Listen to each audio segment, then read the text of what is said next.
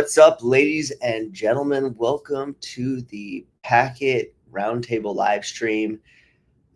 We have Jesse Berger, Caleb James Delisle. I am Josh Berger, and it is September 24th. What is happening, gentlemen? What up? What up? What up? Good to be here with you guys. Good another day, another dollar. Yeah, and looks like Biddy bounced off of a line. What was that line? Yeah. It's like 111. 111. And is it going up? Is it going down? I think it's gonna get rejected right here. So I don't think there's a lot of reason for it to rip through to the upside, in my humble assessment here. But we shall see. We shall see. Certainly some crypto trading hands today. It's definitely a green day after a couple of days of red. So that's not too bad. Not too bad. Solana, on the other hand, has been down. Yeah, it got punished. I mean, hanging out above 200 though, so that's not too bad. And then, I think XRP is the other big one that just actually bounced super hard. It's a nice entry yesterday in like the 280 range, and now it's heading up over towards $3. So that was there's a wick that went down to 267. Yeah, it had a deep wick, which is pretty crazy. That was actually the one to buy, and it's probably been the most consistent one to trade. But yeah, I still think that we're not, if you're looking for swing trade opportunities, there's a lot going on in that regard, but the definitive breakout to the upside where everything retests these levels that we were at, even just back in August, I think, I think we got some work to do. It's hard to see a lot of positives, and even with, and maybe it's just a bunch of rate cuts from the American side, going into the end of the year, because we did get that quarter-point rate cut last week, but I think that was already priced in, and so at this point, it's just seeing what else is gonna come, Yeah. So. Well, we had some interesting news this week, and I'm sure Caleb, you were paying attention to some free speech stuff going down. And what's that? What happened?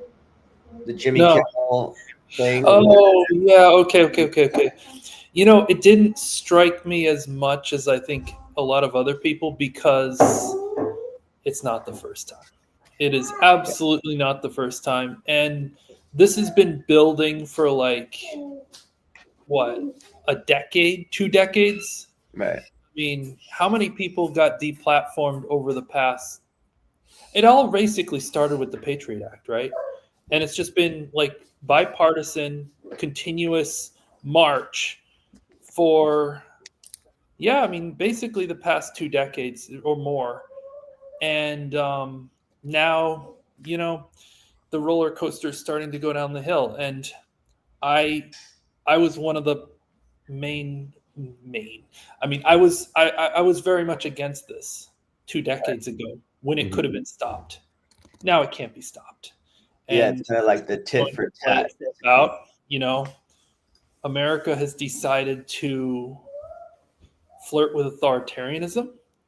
2 decades ago, that decision was made, and now it's going to play itself out as you would expect. And, all of us people that supported Ron Paul, we're all just like, but it is what it is. It is what. Yeah, it's certainly that. Well, I think it is what it is, but there are levels. We broke through a couple levels, like you mentioned, 20 years ago with the Patriot Act and, everything that was happening. And specifically speaking from the American side, but the reality is that this is occurring on a, most Western country basis. So there's certainly a lot that is. Well, the UK is the UK is going to be overthrown. They're so far gone. Like, they're pretty much at the point of having to have a civil war in order to get things back together. I hope nobody else gets as bad as the UK. In terms of what? In terms of like authoritarian government, you're saying? Or yeah, I mean, they've been a monarchy. I don't know how you describe it, right? Because like authoritarian government's part of the story, but a bigger part of the story is just when the government and the people get so far apart in terms of like the thinking, like that, there's no reconciling that. And the US is bad, but the UK is worse. Sure. Well, the US, I think, at least has the semblance of a democracy, whereas obviously the UK doesn't elect its government. And so, it's a little bit different. I mean, at least from the monarchy standpoint, right? They have, different ways that they do some semblance of an election, but for the most part, no. And then, I think I think what's happening is like the partisan politics of America, and the passion, whether, whoever's in charge with their constituency for, the agenda or, the changes that they want to see happen, then they start to grandstand on supporting their candidate, even if things are a little bit obtuse. And in the case of what's happening in the US right now, some of this stuff, you've even seen people on the right say that this is wrong, and I think that's where it was actually really interesting. Whether you like Jimmy Kimmel, some people just don't like him, don't think it's funny, don't like his show. Oh, it's not funny. It's objectively unfunny, but again, that's an opinion. To you, it's unfunny. I think a lot of people really do enjoy his stuff. So it's just, you don't like it, don't watch it. Yeah. He had like 100,000 people watching. I mean, but no, it's not true. You even have better than that. The ratings. You can go to his YouTube and he's got it. No, it's not true at all. And I think it's funny because I actually looked up his ratings because Trump was saying that he has no ratings, and it's not true. He has ratings. They might not be as much ratings as let's say like a Fox News segment, but it's a different group of people. He's got a huge following. Ratings. What's that? Who has ratings? It's like Joe Rogan. He gets like 10 million people to watch. Sure. And I think, that's also the fact that he gets 10 million people to watch over a period of time. Whereas you have ratings are based on the time slot. And so what they'll say is how many people actually showed up to watch it during the window when it was being broadcast. And I think in the world that we live in today, where attention is extremely short and appointment viewing is not really a thing anymore like it used to be. And so we're just in a different world, and the way that things are structured. So if you're going to judge people by the old world, then sure, you could find, a lot of things wrong with the way things function today.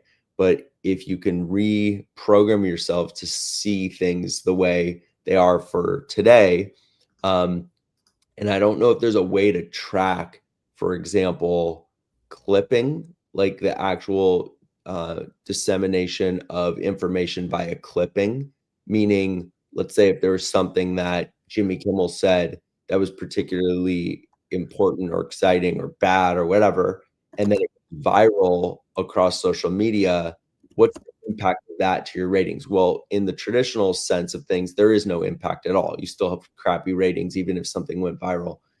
And that's the difference between today and 20 years ago, when Jimmy was first on TV, is that, it was all based on your ratings. It was all based on how many people showed up to watch the show at the time when it was being broadcast. And we just live in a different world today.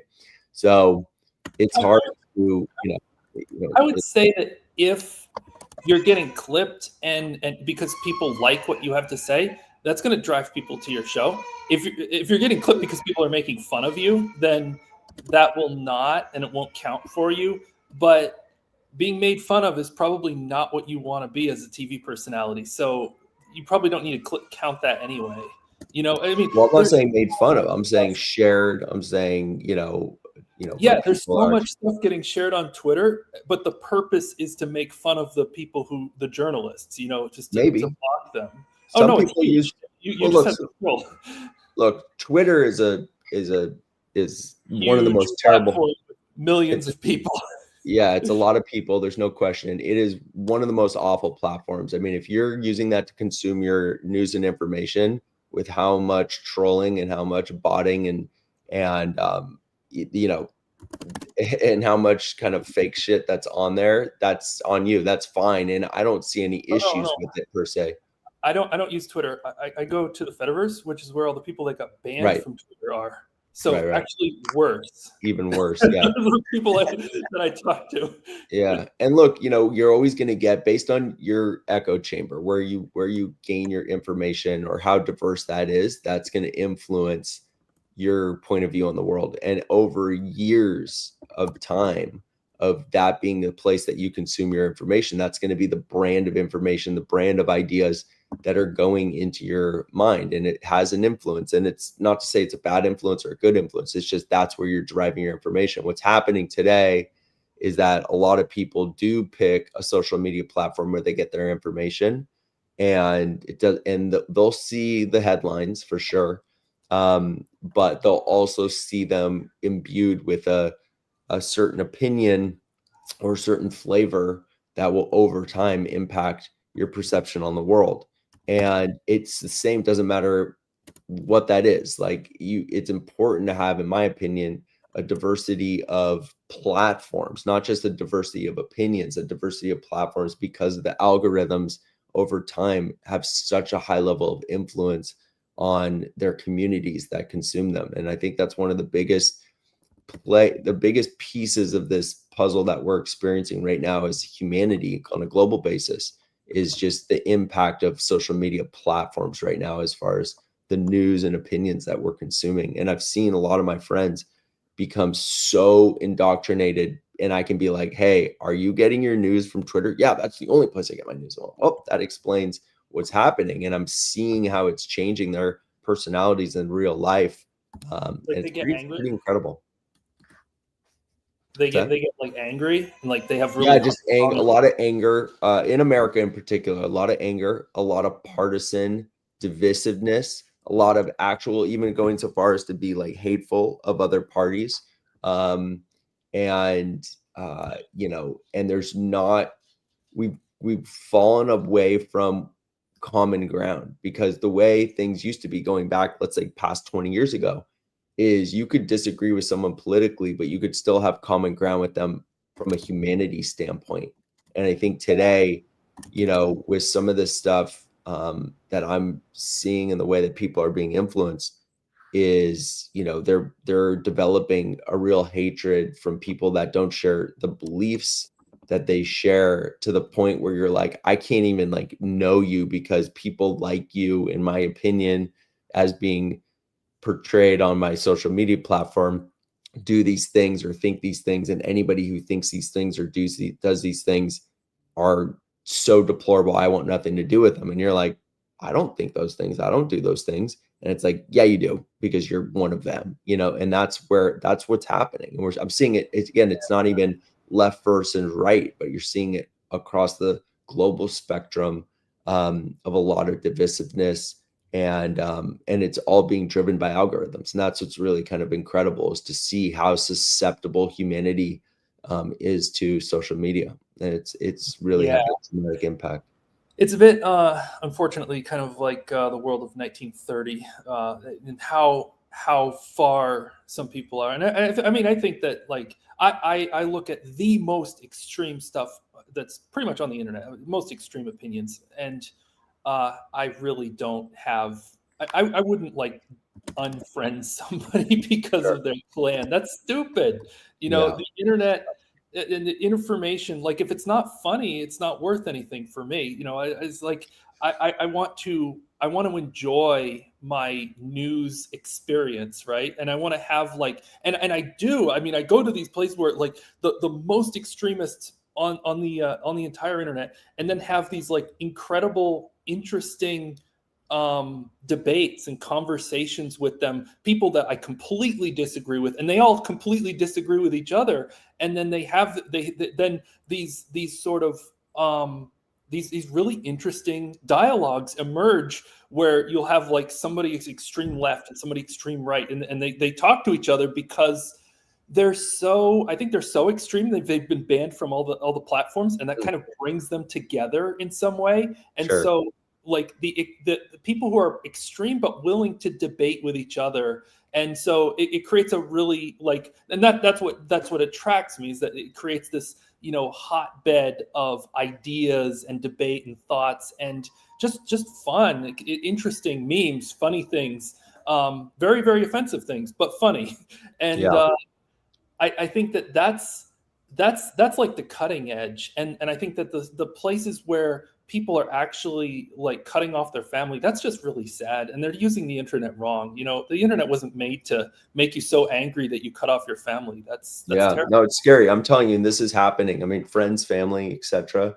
The other thing is, like, let's just take politics out of it. Also, if you're watching Twitter, like, Twitter is putting some of the most disgusting stuff that I've ever seen in my life. I can't even really turn it on because it's just so dark, and it could be stuff like just fights.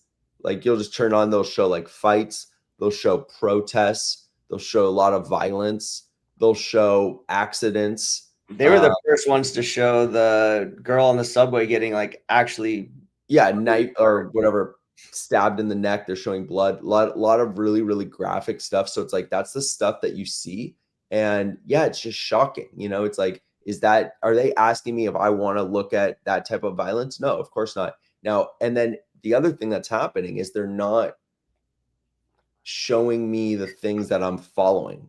So they're feeding what they think are the news, what they're calling suggestion posts, and they'll feed the violence and really graphic stuff into your feed, even though that's not stuff you're following. And so, yeah, it's just dark. And then, of course, anything that Elon says, you have to read, because he's decided that everyone on his platform has to follow him. Even if you don't follow him, you have to read his post. So it's like, you don't get to curate on Twitter the stuff that you want to see.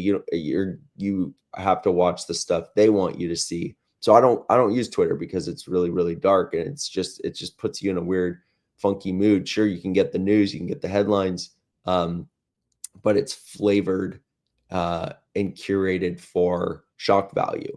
So if you want to be shocked, go to Twitter. That's where it is. You want to watch, someone gets curb stomped, go to Twitter. It's dark. I think you might.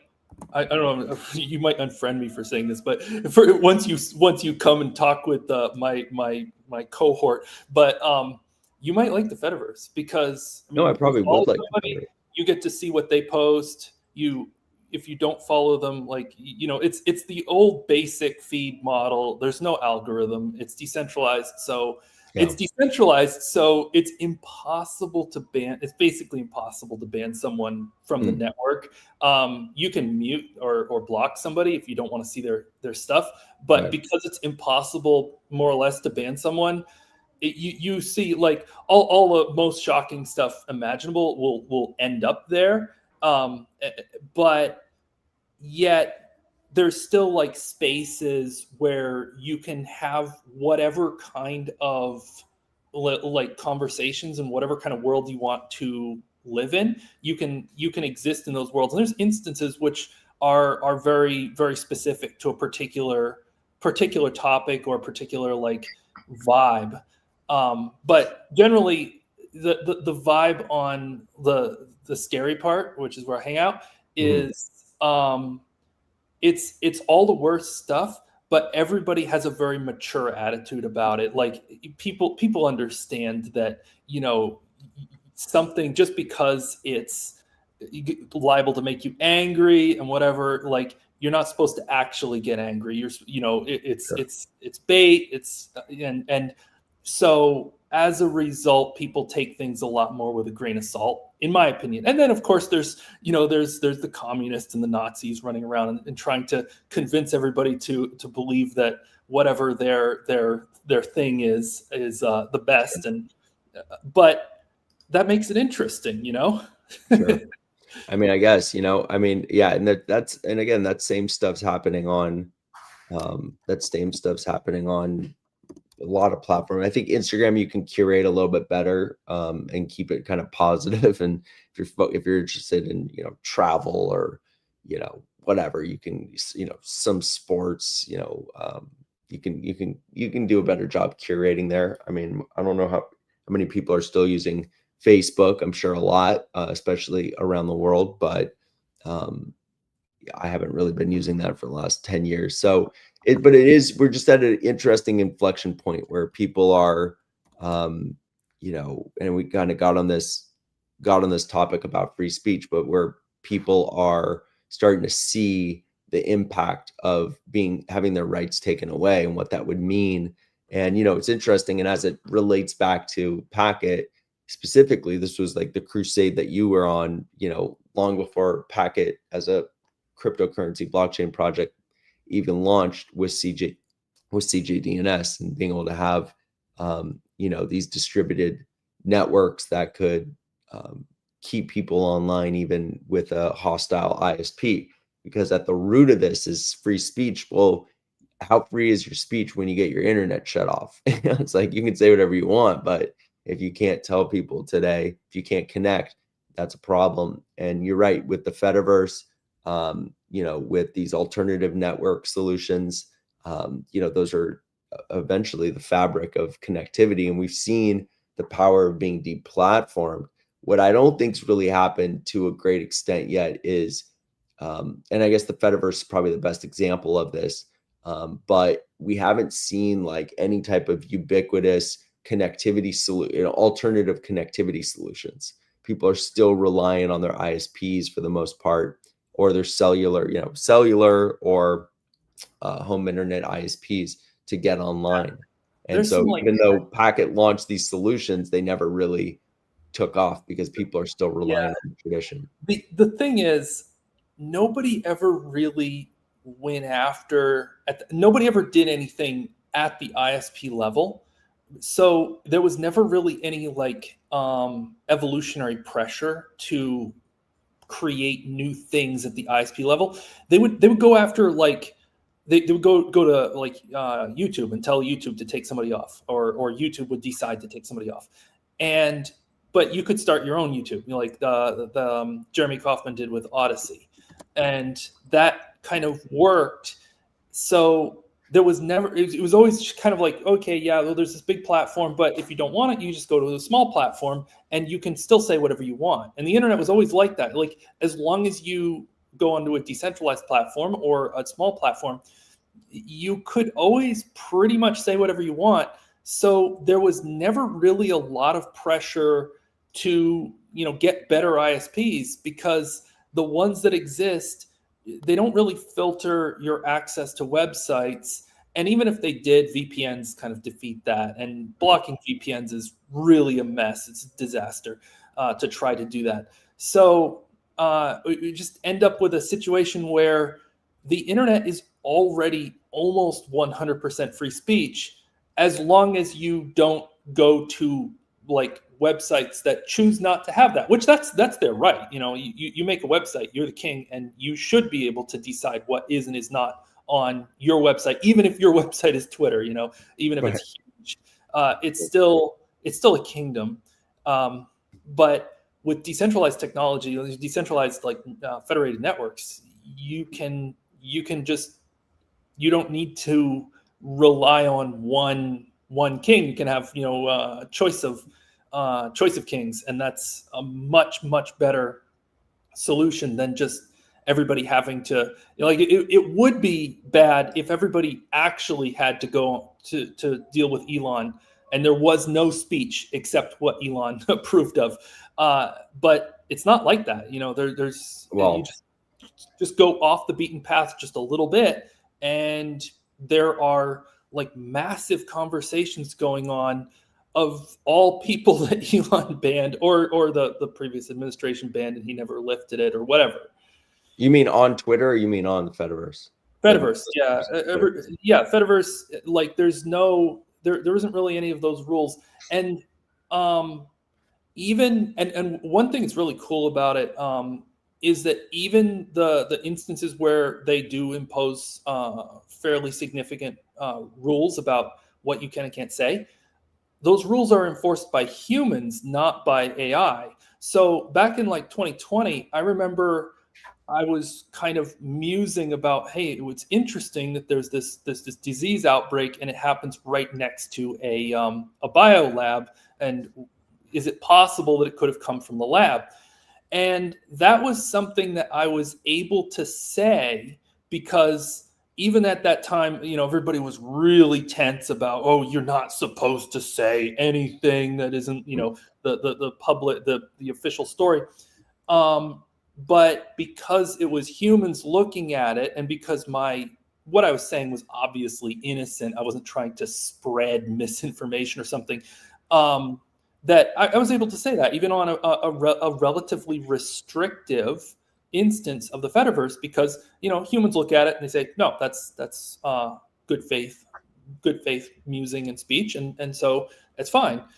Whereas I think that if I had said that on Facebook or Twitter, it probably would have been filtered because they were just running AI or word matching. It wasn't really AI, word matching, and just stripping out tweets and stuff based on that. So that's another thing, is that like the way that moderation works on Fediverse is very scalable in the fact that you have more instances, so you have more moderators, and so more moderators also means a lot of teenagers, and that's a lot of drama. But more moderators means that more often than not, something will be looked at by a human rather than like some kind of a word list or something. Yeah, I think the biggest problem with free speech is, well, there's a few problems. Number one, it's all subjective, right? It's like either let everything in, or like somebody has to have an opinion on what's moderated, what should be moderated and what shouldn't. And a lot of shit. It's an interesting time in the world because there used to be a bunch of racists and crazy people that were sitting in their mom's basement, just like being crazy by themselves. Now they have this thing called the internet where now they can become an influencer and just be spewing that out to millions of people. And now we, like, as people, just have to like listen to your fucking opinion, even if we just don't even care. Like, we're just like, oh, this person had something to say, and now that's like part of my life because you like hopped into my algorithm. And these platforms are businesses that are trying to bring in the masses, and you have a lot of these fringe people who are able to kind of jump into the algorithm, be consistent enough where they're like, oh, wow, this guy has a lot of stuff to say and people are telling this guy to fuck off. So that's like engagement. And so we should just like bring that up and get more people to tell him to fuck off so we can get more usership. And that's kind of like the ecosystem of what we're now experiencing, where like somebody that's like, wow, this guy, he like saved a puppy. And it's like, oh, that's, thumbs up. But like, I'm not going to tell that person to fuck off. So that doesn't get into the algorithm. And now we're watching the vile pieces of the internet that are rising to the top, and people saving puppies that are going down to the bottom. And, maybe the world would be a better place if we were pushing people saving puppies to the top of the algorithm. Well, it's also what's happening is that if you watch something now, if you notice on your social media, if you watch something through, immediately you'll start seeing like the next post will be something else along those lines. They've gotten really good at using AI to determine what's on your screen and how long you're watching. So it's like, and it could be about selling products. Like if it's like, something regarding, dog food, then you're going to see other stuff about dog food. If you watch all the way through, if it's about some medical condition that you have and you watch it all the way through, now you're seeing stuff about medical condition. If you do watch some hateful shit or some conspiracy theory stuff about anything, bang, now you're going to start watching that. So it's like you actually, they get you on that one. It's no longer about what you're wanting to see. It's about what you actually watch. And then they start showing that to you over and over again. And that's where that indoctrination or consumption really comes into play. And it perpetuates, it's perpetuating the stuff that you end up seeing. And so, yeah, if you are really disciplined about watching just dog stuff, they'll probably show you a lot of dog stuff. But the second you watch someone get stabbed on a subway, guess what? Now you're going to go down that path for the next 2 weeks, you know? So what you end up seeing with like content farmers, or what is it, engagement farmers, and they'll make these videos where the whole video is like making you watch it for one more second because you're not sure what's going to happen next. It's kind of like the that GIF of the truck going at the post, and it just never ends, and the truck is almost going to hit the post. And so they make those kind of like engagement videos that make you watch it, even though it's slop and you don't want to watch it and it's dumb. And yeah, I mean, you have to be really, if you're dealing with an algorithm, which I hate algorithms. So I mean, I don't use Twitter. I just, I have an account. I don't use it. If you're dealing with an algorithm, then you have to, be really, really, what's the word? Disciplined when you're like, okay, in your first second, you have to do an analysis in your head. Is this slop? And if it's slop, you close it or you scroll past it, because otherwise it's just going to be the slop factory and you feel like you want to create a new username and log out. Well, look, the first big person, or not the first, but the biggest person arguably to ever get deplatformed is Donald Trump. I mean, the guy was the sitting president and they took his account away. Now, reading what he was putting out on that account, it's pretty fucking vile. And you can understand why it got taken away. But, that war began back then. And we're seeing this kind of like tit for tat. And, the truth is, it's just like, it's all pretty vile. I just went on to Facebook the other day. I never go on to Facebook. And I remember why I don't go on Facebook, because they're just like, oh, you're a Democrat, you voted Democrat. Boom. Here's a guy that's telling you that Democrats are fucking terrorists. It's like, that's like your first post you see. And they're just like, let's put that number one. This guy who's your friend is saying that you're a piece of shit. And so like that, let's go start that conversation. It's just the most vile, like they find, and look, I got thousands of friends, like literally I have lots of people on Instagram or on Facebook, and showing their kids, showing like, I'd love to catch up on like what's going on in the world. It's like, boom, you're a piece of shit. Like, let's start there.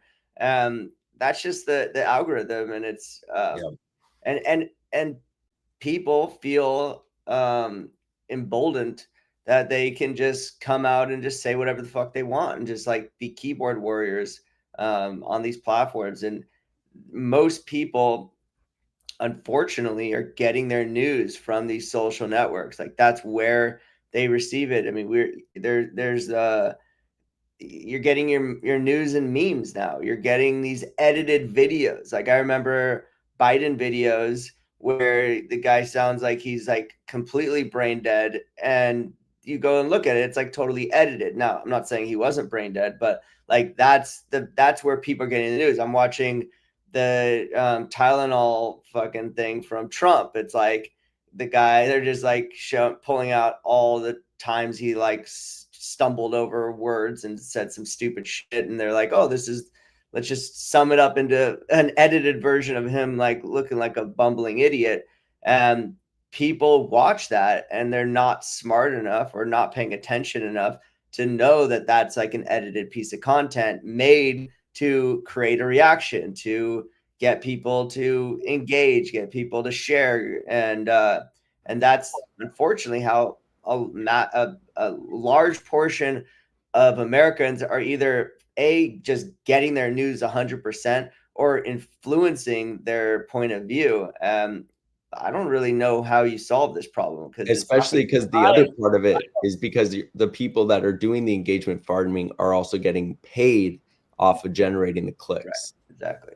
So everybody watching should read, there's a little essay called An Ecology of Beauty and Strong Drink. And it talks about during prohibition of alcohol in the US. Okay, so let me back up.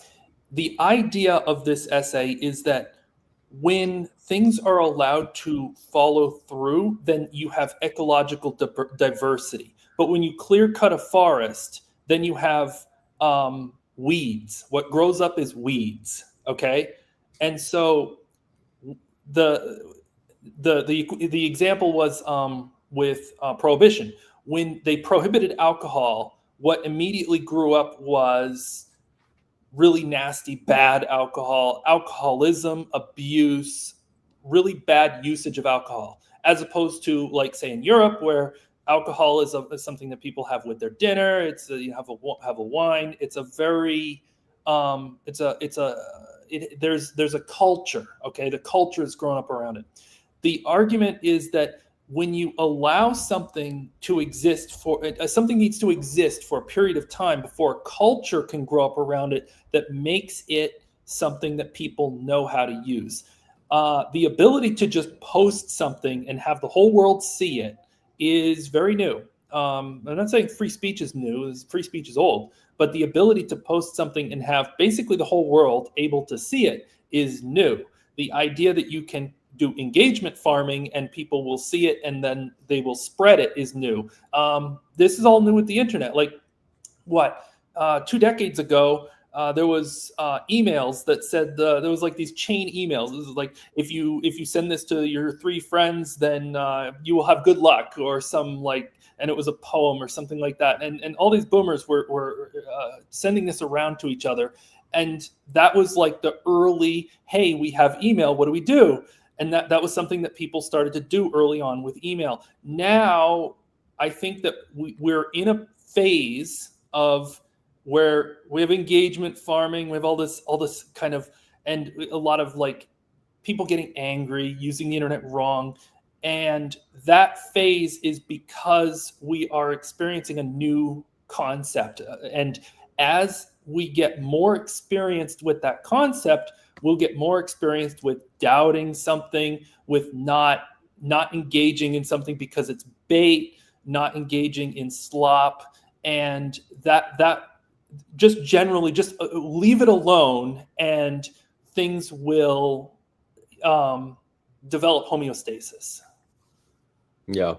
I mean, look, you bring up a really good point, which is just, the way the world is changing, And it's like, I was going to ask you this question actually, which is, where do you see, cryptocurrency after all these years of being involved with blockchain, cryptocurrency, and networking? Like, where do you actually see it going? Like, do you see there's a world where things are going to be adopted, or do you think, hey, that was a good experiment, but in reality, the ISP reality is just too dominant to invite any, and it's permissive enough that there's just really no reason for people to try alternative mechanisms? Okay, so are we talking about crypto or mesh networking? Because both, really. I mean, I think crypto dovetails into it, but maybe start on the mesh side, Okay. Mesh networking? I do not know. I mean, Elon did a magic trick with the satellites, and I don't know how far that's going to go.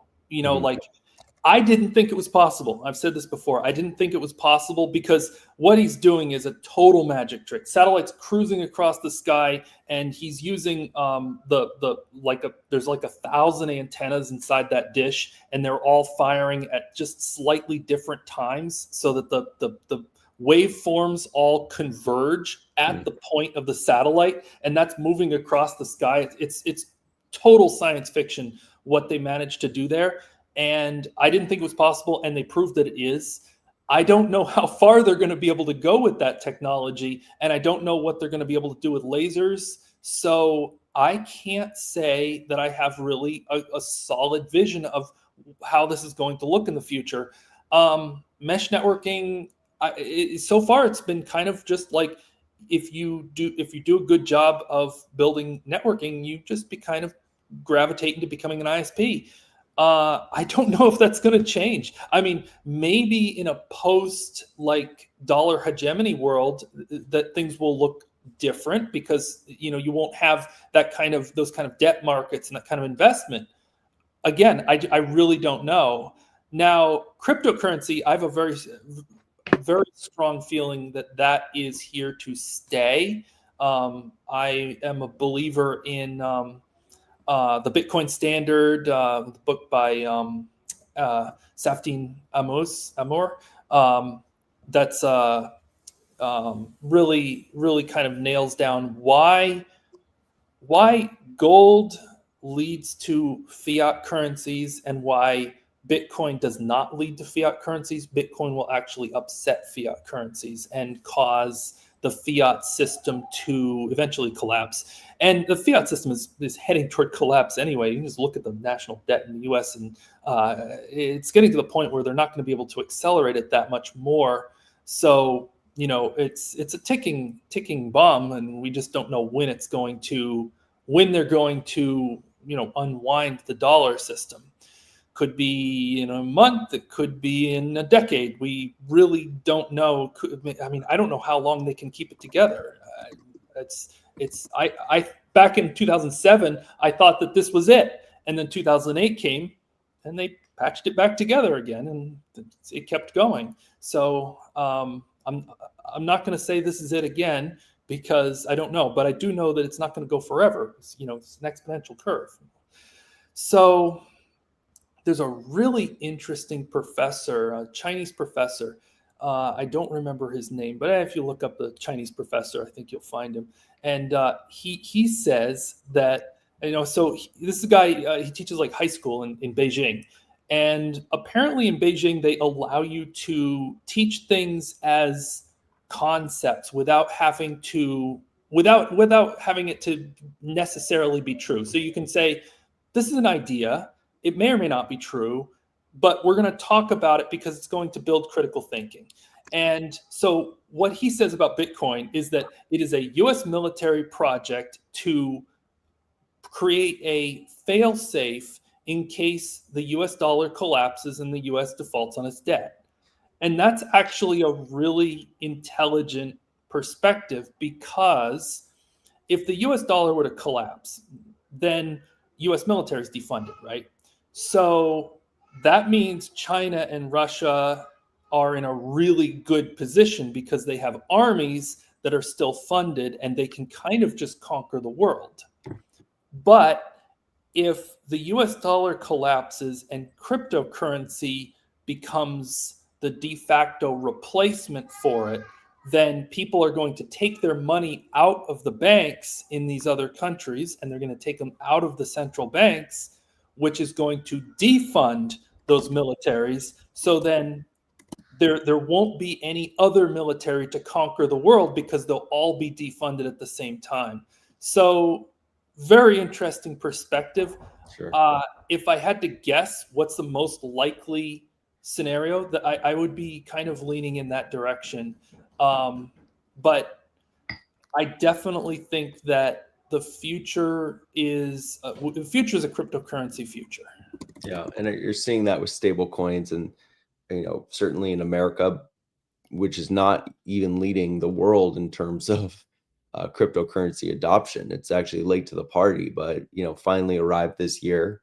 And yeah, it's certainly a place that you should be diversifying your holdings. I actually read a blog post by Arthur Hayes. I don't know if you subscribe to his blog post. He's pretty opinionated, and he has some very grandiose points of view in terms of the direction of, he speaks mostly from the US economic standpoint, but from a globalist point of view as well.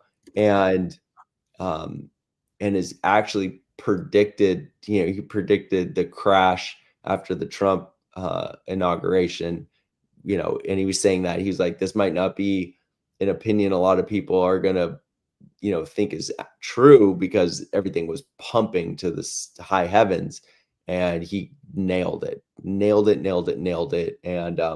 he just put out a new blog post either yesterday or the day before. And he does a good job of kind of analyzing the trajectory of from a cryptocurrency standpoint. He just put a prediction out that he thinks that Bitcoin in due course, I don't remember what the horizon was, maybe it was like 2030, maybe 5 years or so. He's saying 3.5 million.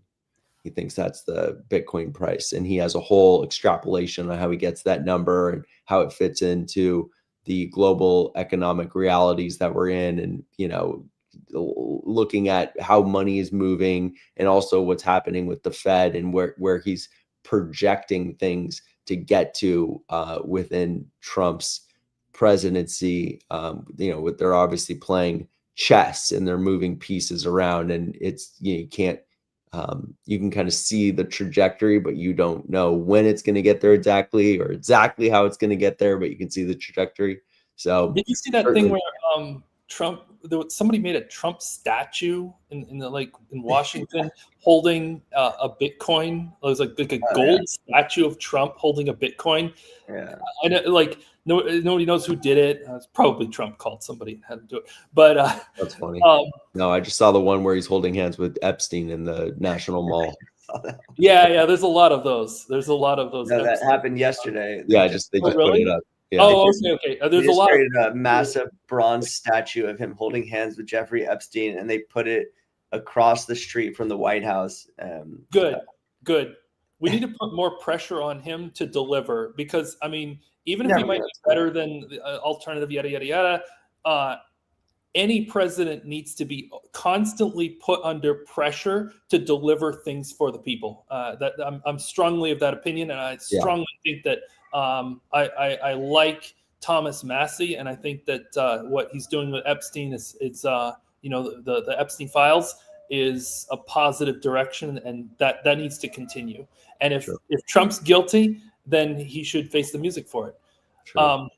He's definitely guilty. It's not even like if he's on the file, like he's on the files. Like there's just no. If he wasn't guilty, why are you hiding him? Yeah. It doesn't look good for him. It doesn't look good at all. It looks so bad because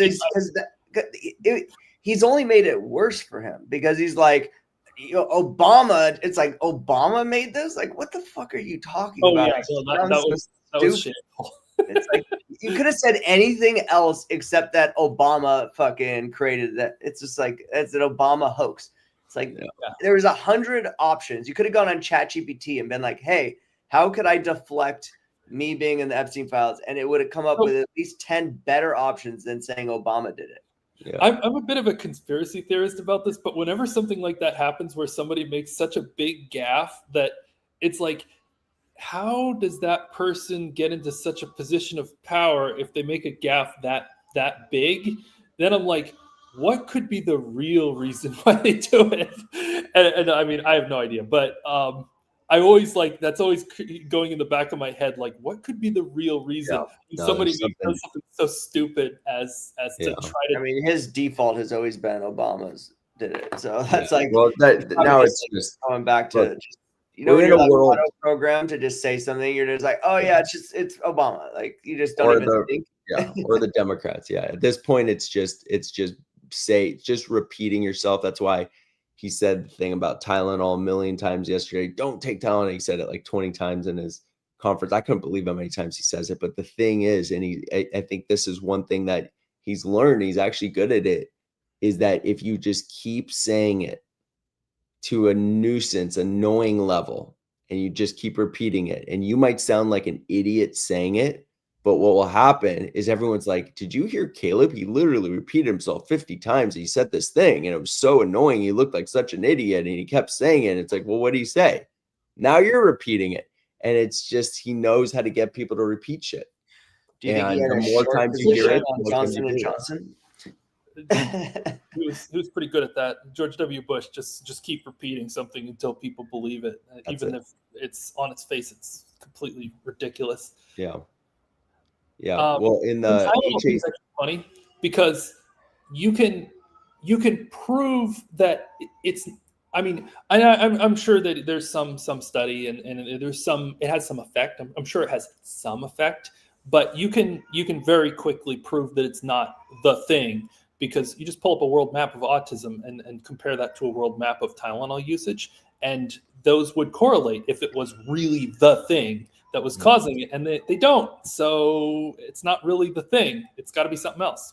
Yeah, no, well, there was someone who was going into it. I think that the people that run, I forget the exact details on this, someone else could look it up, but the people that have been brought in, non-doctors that are brought into the Health and Human Services department of the government, they have their own brand, and it's like a private brand, and that brand sells a product that sits on the opposite side of Tylenol. And so it's like they're just trying to, at the end of the day, it's just them trying to sell some goods and services through their private brands. It's not, So and if you want to obviously, yeah.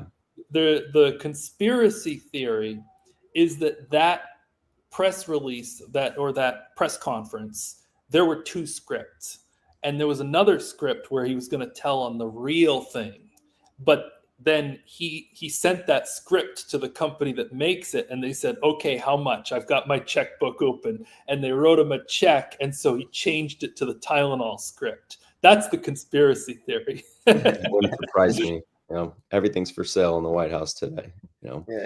So, anyways, well, what I will say is this. I guess we can kind of sum it up with, and it was actually someone was mentioning this in the Telegram chat the other day, which is like, hey, why did you guys switch from an L1 to an L2?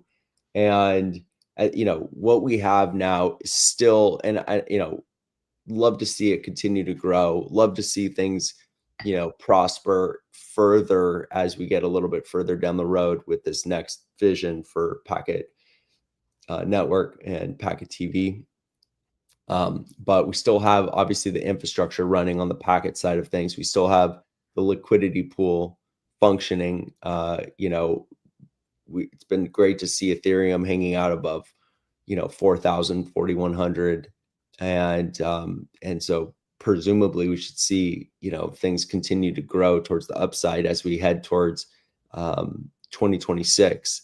So in terms of announcements, we're still on course at this point. Josh and I are grinding to complete this major transaction with some big milestones coming up over the next couple of weeks. A big milestone actually coming up next week. So we'll just continue to keep everyone apprised. And once this thing does kind of turn this big corner where we can announce it, is when I think we'll see an opportunity for the crypto side of things to start streaking a bit, for it to pop up into the public sphere where people can start engaging and see and become part of the vision of where this thing is going. So still, all those things are still occurring. There's a lot of cleanup that's required to do on the website, and Josh and I really haven't had the bandwidth to do that stuff because we've been focused on this transaction. But it needs to happen. Like to get the website updated as well. So there's a host of things that are that are needed, and we're kind of sitting in this kind of what probably feels like a neutral space for a good amount of time, and it has been for the most part. Just not having the resources to walk and chew gum at the same time, so to speak. But a lot of things coming down the pipe, so hang on. And what were you gonna say, Caleb?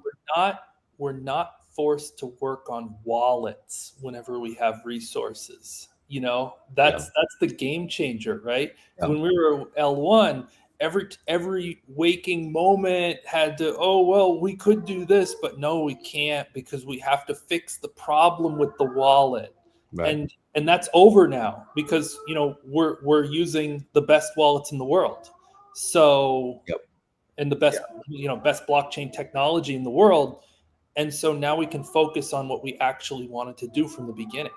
Yeah. And that is the truth, is that part of it, the wallet technology part of it, and the liquidity pool part of it. Those are the two pieces that there was so, and kind of news and noteworthy. We barely even spoke about it, but PKTC lost both of its exchange listings because the community just absolutely dropped off to zero and refused to nurture that project. And it's frustrating for us because we had a whole plan to keep those exchange listings, and the PKTC community with the 5 loudmouths over there were so insistent that, those exchange listings should persist. And a year later, they squandered them, it's tens of thousands of dollars, maybe hundreds of thousands of dollars if you include the market making of resources that were lost. It's will be relaunched, eventually. You have to go spend another $100,000 to put those listings back together. But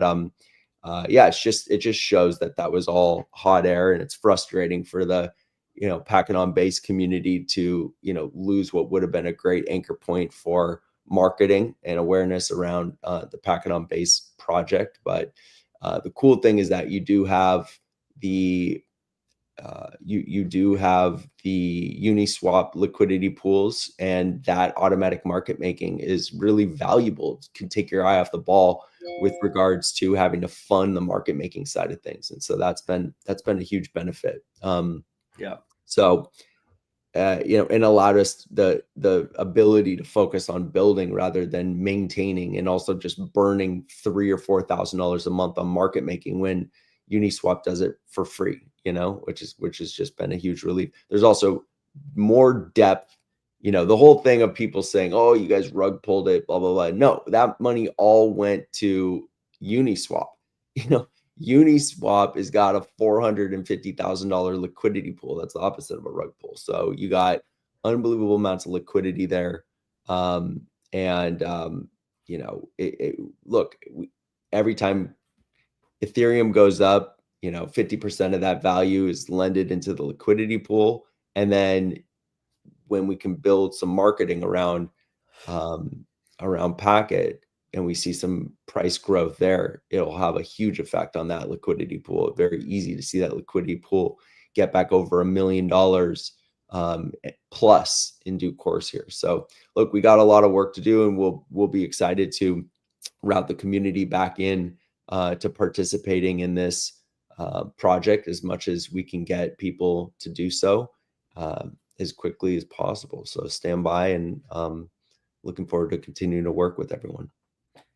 Yeah. Thanks, everyone that tuned in, and we'll catch you on the next one. Yeah. See you all next week. Peace.